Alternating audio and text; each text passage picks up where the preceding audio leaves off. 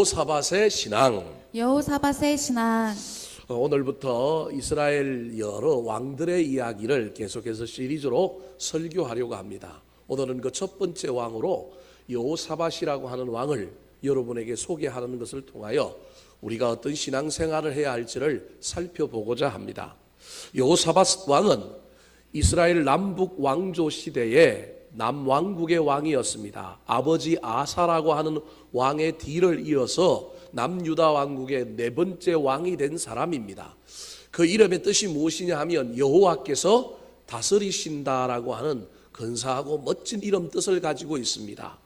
야훼라고 하는 말과 샤바트라고 하는 말이 합쳐진 이름입니다. 야훼, 여호와 하나님께서 나를 다스린다, 나는 그분의 통치를 받는다, 그런 멋진 의미가 그 이름에 담겨 있습니다. 그 말을 조금 더 확대 해석하면 여호사밧은 어떤 삶을 살았느냐 하면 하나님의 말씀에, 하나님의 통치에, 하나님의 다스림에 순종하며 산 사람이다, 그렇게 말할 수 있습니다. 하나님의 말씀에, 하나님의 율법에, 하나님의 음성과 섭리에 순종하고 살면 당연히 형통하고 복을 받게 되어 있습니다. 그가 얼마나 복을 받았는지 많은 성경학자들이 솔로몬과 다윗 다음에 특별히 그 솔로몬의 그 부와 영화가 가득했던 이스라엘 왕국에 그 다음에 그 왕국이 찬란하게 꽃피었던 때를 언제라고 이야기하느냐 하면 여호사밧 왕 때다.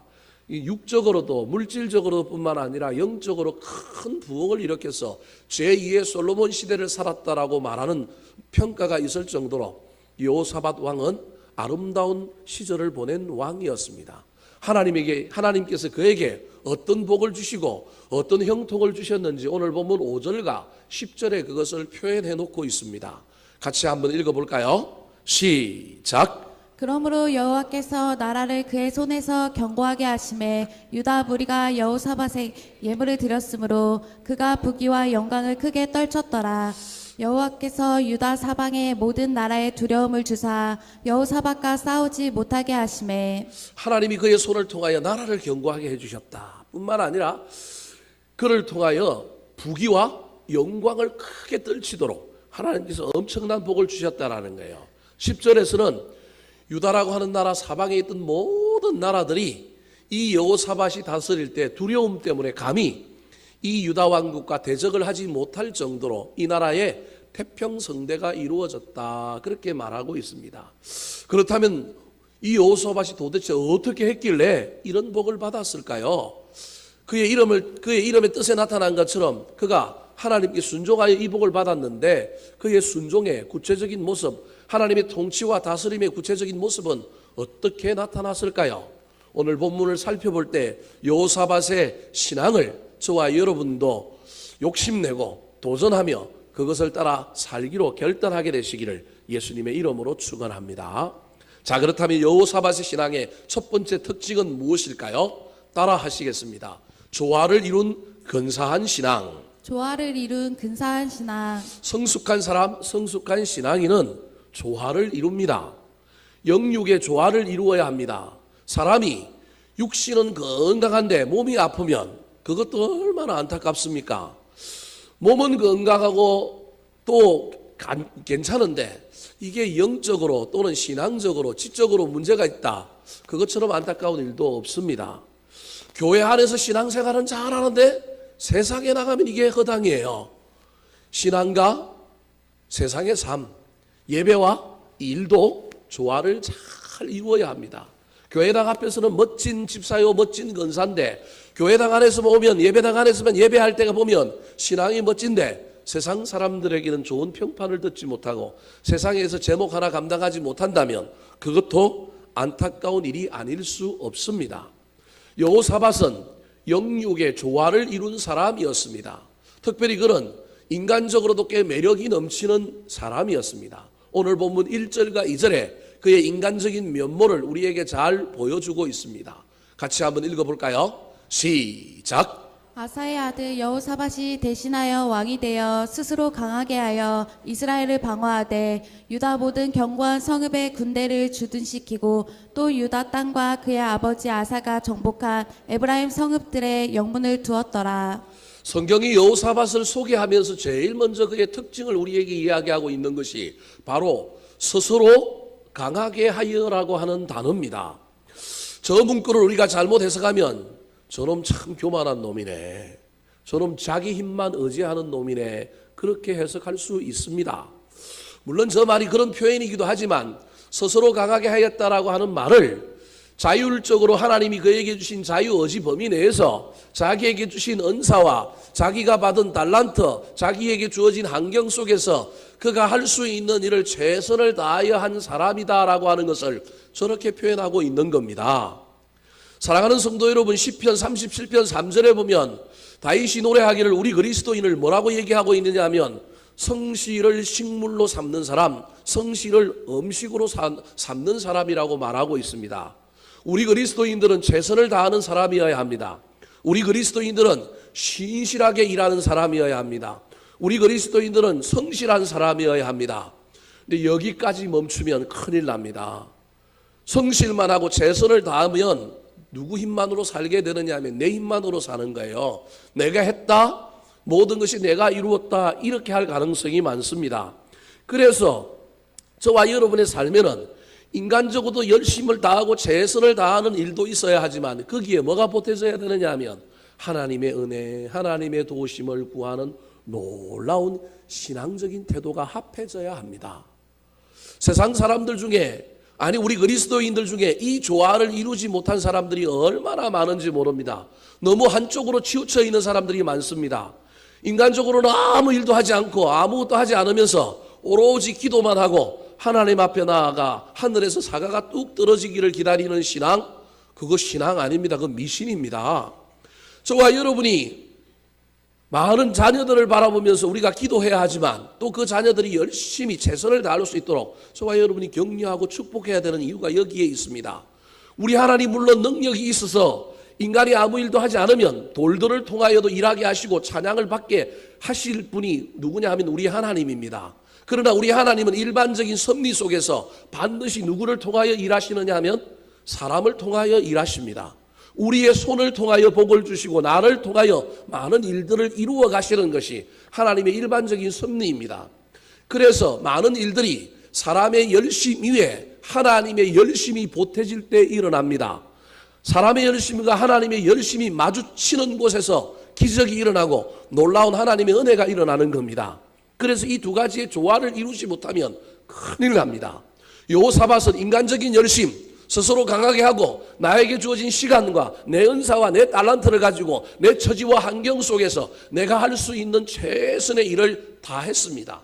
그래서 성읍을 만들었습니다. 군대를 주둔시켰습니다. 자기 아버지가 북이스라엘과 전투하여 빼앗았던 에브라임 성읍들을 빼앗기지 않고 지키기 위하여 단도리를 하고 성을 세우고 영문을 달고 군사들을 주둔시키는 인간적인 열심을 다했다라는 겁니다.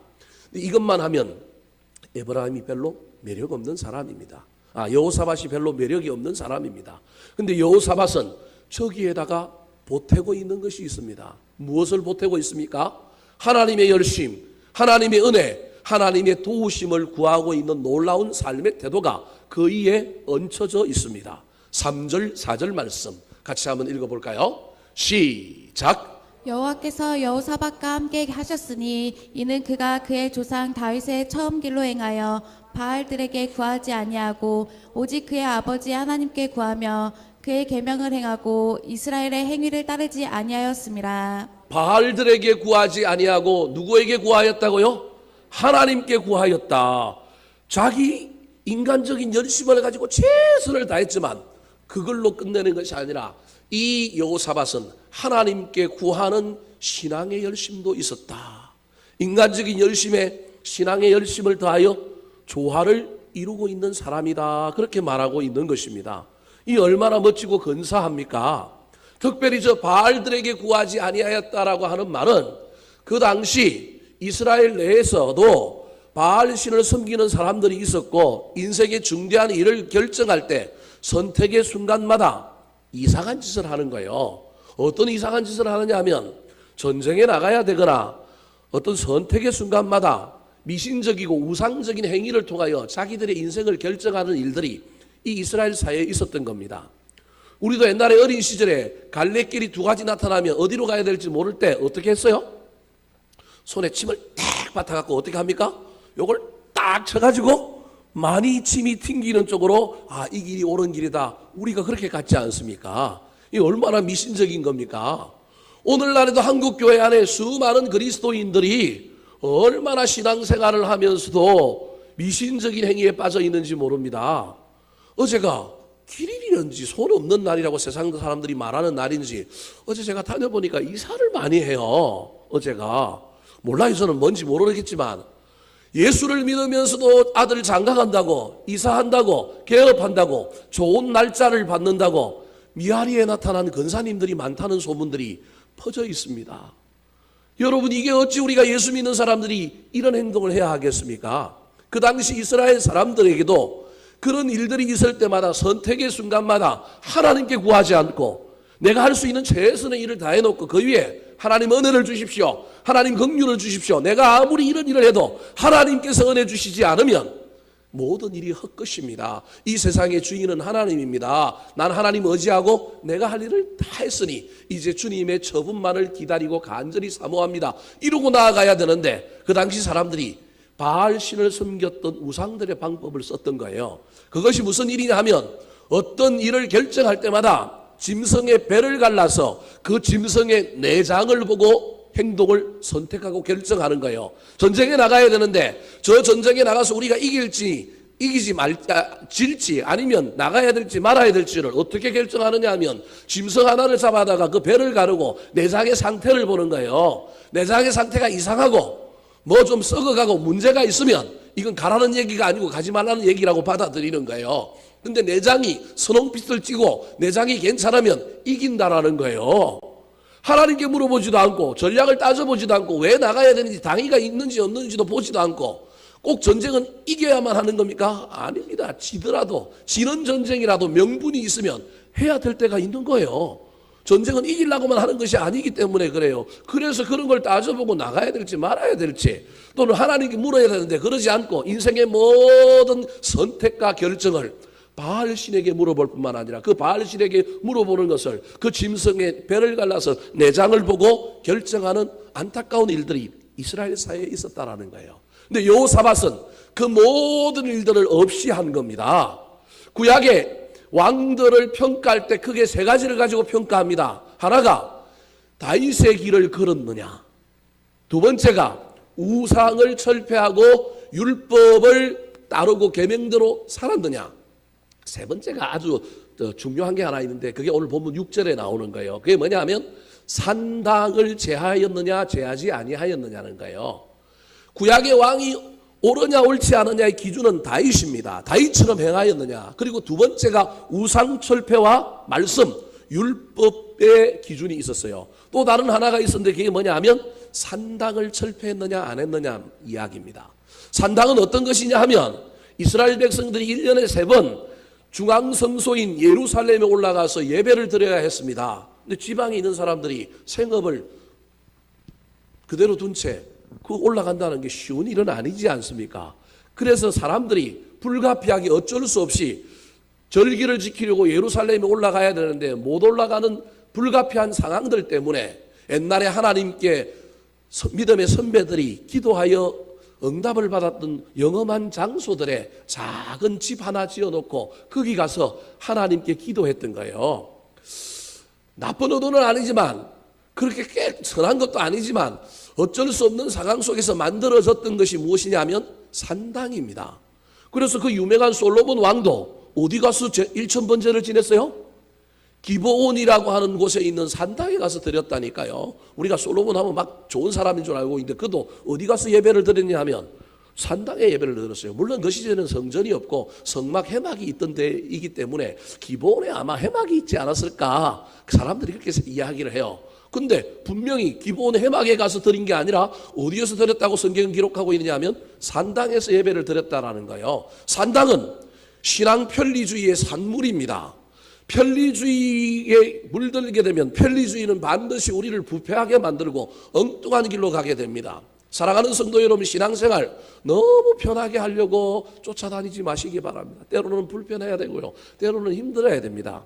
산당이 그렇게 불가피하게 어쩔 수 없이 예루살렘에 예배하러 올라가지 못하는 자들을 위하여 그곳에 기도처로 만들어진 거예요. 오늘날의 기도원의 효시와 같은 것이 산당이었습니다. 그런데 그 산당이 점점점 변질되는 거예요. 하나님께 기도하는 불가피하게 어쩔 수 없는 제2의 예배 처소와 같은 곳으로 시작되었던 것이 이제 거기에 뭐가 들어오기 시작해요? 바알이 들어오는 거예요. 뭐가 들어와요? 아세라가 들어오는 거예요. 하나님께 기도하고자 했던 것이 우상숭배의 소굴로 변할 뿐만 아니라 그곳에서 짐승의 배를 가르고 자기 인생의 중요한 문제를 선택할 때마다 그 내장을 보면서 이것을 결정하는 일들이 생긴 겁니다. 그래서 여호사밧이 이건 안 된다, 다윗의 길을 걷고 율법을 부응하고 우상을 철폐할 뿐만 아니라 산당을 철폐하는 아름다운 일에 앞장섰던 것입니다. 사랑하는 성도 여러분, 지금 저와 여러분의 신앙은 얼마나 균형이 잡혀 있습니까? 얼마나 조화를 이루고 있습니까? 인간의 열심은 없고 오로지 신비주의에 빠져서 오로지 초월적인 신앙에만 갇혀서 하나님의 도우심만 구하며 살고 있지는 않습니까? 역으로 하나님의 도우심은 온데간데 없고 분명히 신앙 안에서 살고 있다고 하면서 내 신앙은 알고 보면 내 열심으로 온통 채워져 있지는 않습니까? 나의 열심 위에 하나님의 은혜를 구하고 하나님의 도우심을 구하는 아름다운 조화가 저와 여러분의 신앙생활 속에 나타나게 되기를 우리 구주 예수 그리스도의 이름으로 축원합니다. 두 번째로 여호사밧의 신앙은 어떤 신앙이었을까요? 우리가 여호사밧에게서 배워야 할 중요한 신앙의 태도는 무엇일까요? 따라 하시겠습니다. 공동체의 영적 부흥을 꿈꾸는 신앙. 공동체의 영적 부흥을 꿈꾸는 신앙. 여호사밧은 인간의 열심이 있었습니다. 꽤 매력적인 사람입니다. 성실하고 최선을 다하고 신실한 사람이었습니다. 그런데 그는 한쪽으로 치우치지 않고 거기에 하나님의 은혜를 구하고 하나님의 도움을 구하고 하나님께 기도하며 하나님의 인도하심을 구하는 아주 조화로운 근사한 신앙의 주인공이었습니다. 그런데 그는 개인적인 신앙의 부흥, 개인적인 영적의 부흥에만 매달려 있지 않고 그의 관심이 어디로까지 나아갔느냐 하면 공동체, 나라의 영적인 부흥을 꿈꾸는 데까지 나아갔습니다. 사랑하는 성도 여러분, 신앙은 지극히 개인적인 겁니다. 하나님과 나 사이의 문제입니다. 내가 하나님 앞에 직면하고 내가 홀로 하나님을 만나야 하는 것입니다. 근데 여기서 착각하면 안 됩니다. 그래서 내가 예수 잘 믿고 내가 신앙생활 잘 하는 것, 남이 어떻든지 간에 내 신앙 먼저 돌보는 것 분명히 필요합니다. 하지만 우리 인간이 결코 혼자만의 신앙으로 살아갈 수 있는 존재는 아닙니다. 반드시 관계를 맺어야 하고 공동체 안에서 살고 있고 공동체의 믿음의 유산을 받고 공동체라고 하는 복의 통로를 통하여 살 수밖에 없는 존재라고 하는 사실을 기억해야 합니다. 이건 교회뿐만 아니라 가정도 마찬가지입니다. 우리의 자녀들이 가정에서 살고 있는데 지가 아무리 똑똑하고 지가 아무리 잘나도 반드시 누구의 영향을 받을 수밖에 없느냐 하면 부모의 영향을 받을 수밖에 없습니다. 부모가 찢고 볶고 싸우고 엮이는 가정을 만들었는데 그곳에서 개천에서 욕나는 것 어렵습니다. 없다는 얘기가 아닙니다. 엮이는 가정에서 자랐던 아이들이 그 부모의 그 모습을 보고 나는 절대로 그렇게 살지 않으리라 결단하고 자기 안에 주님 모시고 영적으로 거듭나고 성화를 이루어 그가 장차 결혼하여서는 자기 아비와 어미와는 전혀 다른 복된 가정을 꾸리고 그 상처를 잘 극복하여 상처 입은 치유자의 삶을 사는 자녀들이 간혹 있습니다. 없다라는 얘기가 아니라 있습니다. 저와 여러분이 이 일에 앞장서서 우리도 그런 일이 있다 할지라도 그것을 끊어버리고 새로운 피조물로 살아야 합니다. 그런데 우리 인간이 연약하기 때문에 대부분은 그 영향력의 우산 안에 산다는 사실을 기억해야 합니다. 나도 모르는 사이에 내가 그렇게 아버지를 저주했는데 그 폭력적인 그 아버지를 저주했는데 그 딸이 나중에 시집가서 신랑을 만났는데 실컷 아버지하고 다른 인간을 고른다고 골랐는데 만나고 보니까 살아보니까 누구랑 똑같아요? 아버지랑 똑같은 인간하고 살게 되는 그 엄청난 비극이 우리 안에 있는 것을 저와 여러분이 기억해야 합니다. 그래서 좋은 가정의 울타리를 만들어야 하는 것처럼 교회도 나라도 마찬가지입니다. 저와 여러분이 개인적인 신앙으로 똑바로 서서 하나님과 관계에서 내가 잘 믿어야지, 내가 바로 서야지. 여러분 분명히 개인의 영적인 부흥을 이루시기 바랍니다. 그런데 그것을 넘어서 저와 여러분은 공동체의 부흥을 꿈꾸고 그것을 이루기 위하여 기도하고 그것에 헌신하는 삶을 살아야 합니다. 여호사밧은 복을 받아서 하나님께서 부귀와 영화를 떨치게 만들어줬을 뿐만 아니라 나라를 견고하게 만들어줬고 그의 왕권이 튼튼하게 섰습니다. 그래서 인간적으로 세상적으로 부족할 것이 없는 나라와 자기의 왕됨의 삶이 펼쳐졌습니다. 그런데 그는 거기서 멈추지 아니하였습니다. 그 나라를 영적인 하나님의 나라, 영적인 거룩한 부흥이 있는 나라로 만들고자 애를 썼습니다. 7절 말씀 같이 한번 읽어볼까요? 시작. 그가 왕위에 있은 지 3년에 그의 방백들 베나엘과 오바댜와 스가랴와 느다넬과 미가야를 보내어 유다 여러 성읍에 가서 가르치게 하고. 우리 인간에게 3년은 중요한 시간입니다. 그죠? 모든 테스트, 어떤 일에 아주 전환점이 되는 게 3년이지 않습니까? 그래서 시집살이 3년, 그거 중요하잖아요, 여자들에게. 3년 지났다라는 거예요. 나라가 튼튼해지고 왕권이 강화되고 부요함이 그 나라에 넘쳐 흘렀을 때 개인적인 부흥을 이루었던 이 여호사밧이 그 개인적인 것에 만족하지 않고 눈을 들어 뭘 보고 있느냐 하면 공동체를 보고 있는 거예요. 그 나라를 보고 있는 거예요. 이 나라가 영적인 하나님 나라가 되었으면 좋겠다. 거룩한 나라가 되었으면 좋겠다. 그래서 그가 그 나라를 위하여 자기 방백들, 오늘날로 치면 공무원들을 각처로 보내어 백성들을 깨우는 거예요. 뭘 가르쳤을지는 10절에 가면 9절에 가면 나옵니다. 백성들에게 가르치고 백성들의 영적인 부흥을 이루는 위에 많은 사람들을 보내고 있는 거예요.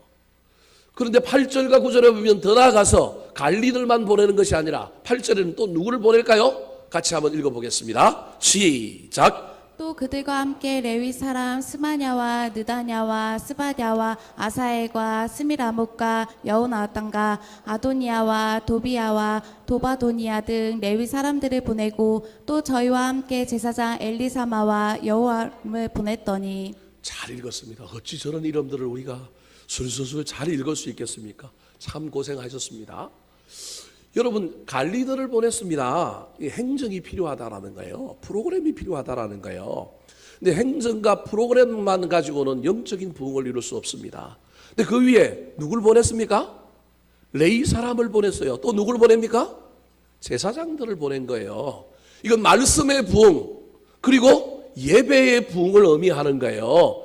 이 나라의 영적인 부흥을 위하여 우리 덕양중앙교회 공동체의 부흥은 여러 프로그램도 필요하고 잘 짜여진 조직도 필요하지만 반드시 이 안에 무엇이 있어야 되느냐 하면 영적인 부흥이 일어나려면 그 두 가지 핵심이 말씀과 예배라는 거예요. 지난주일 오후 예배 때 우리가 연합 찬양팀에 멋진 찬양 예배를 드려봤지 않습니까? 여러분은 어떠셨어요? 우리 교회 실시간 예배를 우리만 보는 게 아니고요.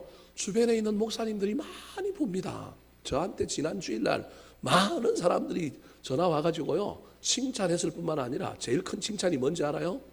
이한희 집사 보고 우리 교회 부목사래요. 너네 교회 부목사 찬양 잘하더라. 부목사 아니라 우리 교회 집사라고. 야, 너 저 집사 시험 들게 해서 우리 교회 좀 보내라. 나 절대 시험 들게 안 한다.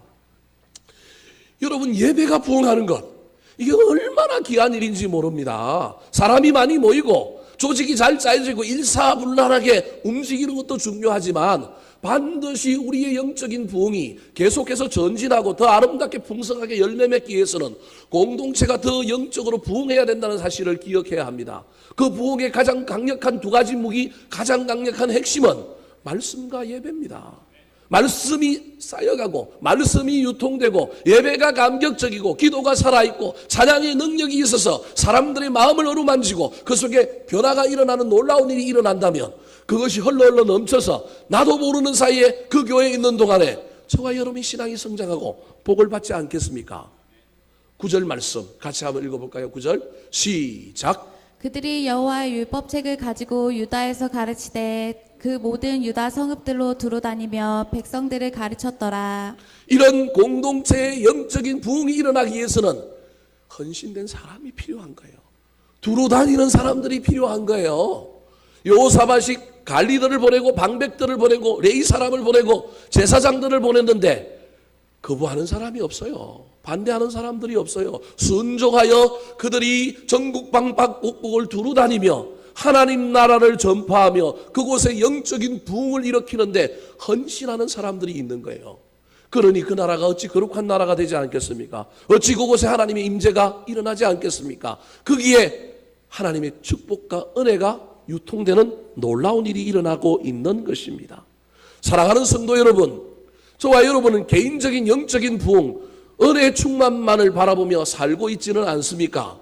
거기에서 벗어나서 조금 더 눈을 열어 내가 속한 공동체가 부흥해야, 내가 속한 공동체가 더 큰 울타리로 아름답게 자리 잡아야 내가 복을 받을 수 있다는 사실을 기억하여 할 수만 있다면 나에게 주신 은사와 달란트를 가지고 그 부흥을 일으키는데 쓰임받는 사람이 되었으면 좋겠습니다. 은사와 달란트가 아직도 연약하여 또 시간과 여건과 환경이 안 되면 반드시 저와 여러분 이 공동체의 부흥을 위하여 기도해야 합니다. 여호사밧이 개인의 안일함과 개인의 성공과 개인의 형통에 멈춘 것이 아니라 나라 전체를 하나님 나라로 바꾸어야 되겠다. 이 나라를 거룩한 나라로 만들어야 되겠다 결심하고 사람들과 모든 자원과 모든 달란트를 동원하여 그 일에 나섰던 것처럼 저와 여러분도 우리 개인의 신앙을 잘 지킬 뿐만 아니라 우리 덕양중앙교회가 아름다운 영적인 부흥이 일어나는 교회가 되게 해달라고 기도하고 헌신하고 그곳에 미력 하나마 힘을 보태는 남은 생애가 되시기를 예수님의 이름으로 축원합니다. 마지막으로 우리가 여호사밧에게서 배워야 할 신앙의 태도는 무엇일까요? 따라 하시겠습니다. 교만하지 않고 미래를 준비하는 겸손한 신앙. 교만하지 않고 미래를 준비하는 겸손한 신앙. 우리 그리스도인들은 참 어려운 신앙생활을 사실은 합니다. 힘들고 어려울 때 우리 주님 앞에 부르짖고 복을 달라고 역전과 반전을 달라고 하나님의 놀라운 은혜를 달라고 기도합니다. 그런데 재미난 것은 그렇게 해서 환경이 바뀌고 상황이 바뀌고 복을 받게 되면 반드시 우리 그리스도인들은 교만과 하나님 임재를 상실하는 길로 들어설 수밖에 없는 존재입니다. 아니 이건 그리스도인뿐만 아니라 우리 인간이 가지고 있는 기본 심성입니다. 그래서 물에 빠진 사람이 나중에는 막 아무거나 붙잡고 막 살려달라고 하지만 나중에 물에서 빠져나오면 뭐 달라 그래요? 보따리 달라고 하는 것이 우리 인간이라는 거예요.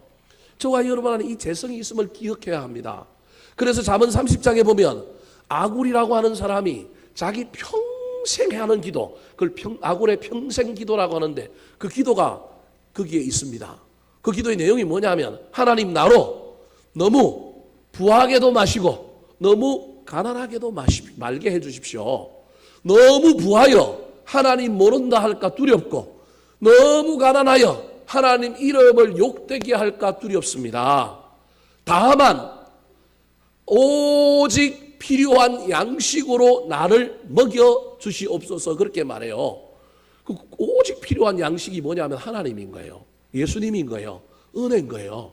중요한 건 내가 어디 있느냐가 중요한 것이 아니라 어디 있든지 그곳에서 난 은혜를 상실하지 않는 자가 되기를 원합니다. 난 하나님 잊어버리는 자가 되지 않기를 원합니다. 그게 아굴의 기도입니다. 사랑하는 성도 여러분, 저와 여러분의 삶에 때로는 부침이 있어서 나락으로 떨어지기도 하고 때로는 위로 올라가기도 하지만 어디에 있든지 간에 저와 여러분이 어떤 삶을 살고 있는지를 잘 살펴보고 은혜를 빼앗기지 않았으면 좋겠습니다. 특별히 저와 여러분의 삶이 복을 받고 형통하게 될 때, 이거 내가 잘못하면 이 복이, 이 형통이 나를 비극으로 몰아넣을 수 있구나. 나를 넘어뜨릴 수 있구나. 복 안 받는 것보다 더 엄청난 결과를 나에게 가져올 수도 있구나. 늘 깨어서 나에게 주신 복을 살펴보고 하나님께 감사할 뿐만 아니라 이 복을 왜 주셨을까? 뭐 하라고 주셨을까? 그 이유를 깨닫고 거기에 합당한 삶을 사는 저와 여러분이 되었으면 좋겠습니다. 그러면 운물물을 퍼내어도 그 운물물이 마르지 않고 운물물이 다시 솟아나고 퍼낸 물보다 새로 솟아난 물이 더 멋있고 더 값지고 더 귀한 물이 솟아나는 놀라운 은혜가 저와 여러분에게 일어나서 우리는 늘 영혼의 샘에서 운물이 솟아나는 삶을 살았으면 좋겠습니다. 오늘 본문에 여호사밧이 그런 삶을 살았다라는 거예요. 복을 받고 형통해졌는데 그 복을 받고 형통해지고 난 다음에 교만과 타락의 길을 걸어간 것이 아니라 솔로몬처럼 복을 많이 받아갖고 막 물질이 넘쳐나고 막 길바닥에 은이 금이 막 돌처럼 많고 막 뽕나무가 많은 것처럼 그 나라에 막 물질이 많아갖고 나중에 막 여자들하고 결혼하고 막 우상숭배하고 타락의 길로 걸어간 것이 아니라 여호사밧은 주신 복을 감사할 뿐만 아니라 그 복을 붙들고 왜 주셨을까? 어디에 쓰라고 주셨을까 깨닫고 합당하게 사용하며 나아갔다라는 거예요.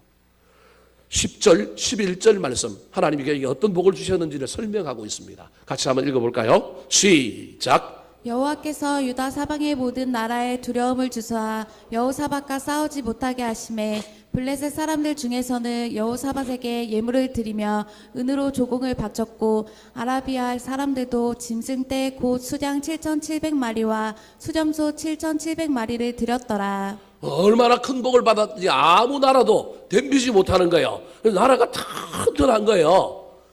북쪽은 북이스라엘이 버티고 있으니까 북쪽은 큰 문제가 없어요. 근데 남쪽에 큰 두 나라가 늘 남유다 왕국의 남쪽 국경을 침범해 왔는데 그 나라가 누구냐 하면 하나는 블레셋이요 하나는 아라비아라고 하는 나라였던 거예요.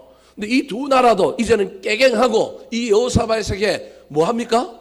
조공을 바쳐요. 근데 조공을 바쳤는데 뭘 바쳐요? 블레셋 사람들은 은을 바쳤어요. 그런데 아라비아 사람들은 뭘 바쳤어요? 수양 7,700마리, 순념소 7,700마리. 저게 꼭 하나 두 마리 세서 7,700마리를 바쳤다는 말이 아니에요. 7은 완전 숫자잖아요. 7의 완전 숫자 곱하기 그냥 만자가 천자가 각 찰 숫자가 들어가 있는 거예요. 그러니까 엄청난 숫자를 드렸다라는 거예요. 여러분 이렇게 되면 사람이 마음이 이상해집니다. 방탕의 길로 가고 교만해질 수 있습니다.